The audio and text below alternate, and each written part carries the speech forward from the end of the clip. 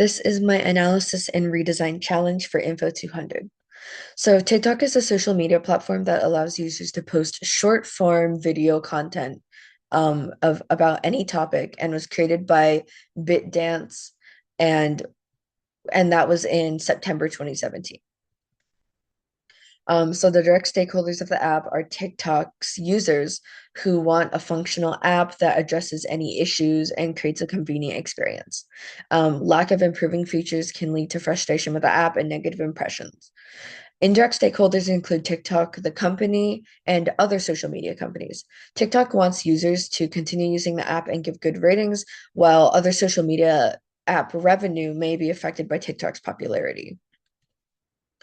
Um, so in looking more in depth at direct stakeholders, current users of TikTok get a variety of usage out of the app, with research showing that many get their news and information from the platform, and as well as many finding community in their interests through the app. If this product happened to falter, then people would lose this form of media and its benefits. And so the first design critique, many people want to be able to revisit posts, which is why TikTok has a feature that allows you to save videos. This feature is helpful, but it has a lack of filtering options when browsing through saved videos, making navigating content more difficult. And down here is it displays a video of TikTok users discussing the difficulty of navigating their saved videos without a newest to oldest, oldest to newest filtering system. The solution could be that TikTok users can navigate their favorites using a filtering option, such as oldest, newest, search by user, and by keywords. Users would have more options when sorting through their favorites in a timely, convenient manner.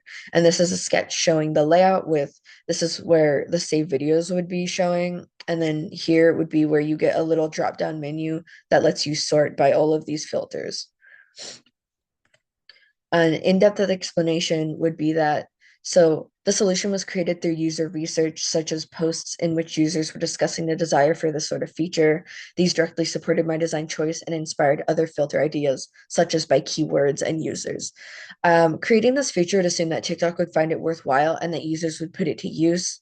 Um, and a limitation when thinking of the solution came with thinking about the layout and how the company could incorporate this into the system.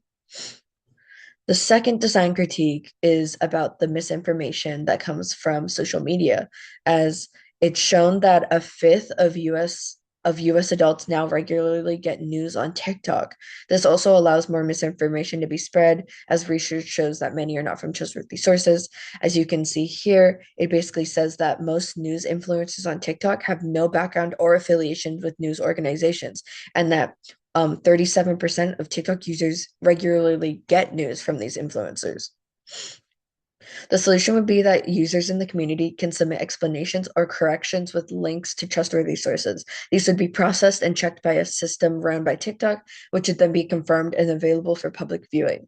Many users get their news from TikTok, so this would be a way for them to fact check and avoid the misinformation.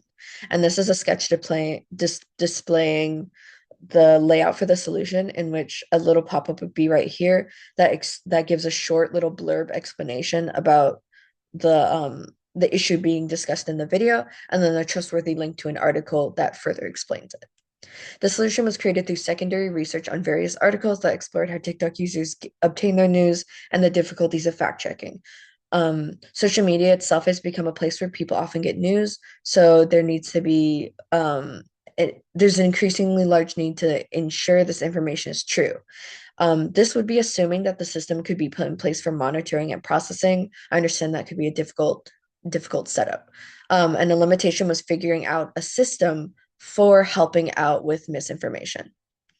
In conclusion, the proposed changes within this presentation are important because they would make for a more convenient and satisfying experience for clients.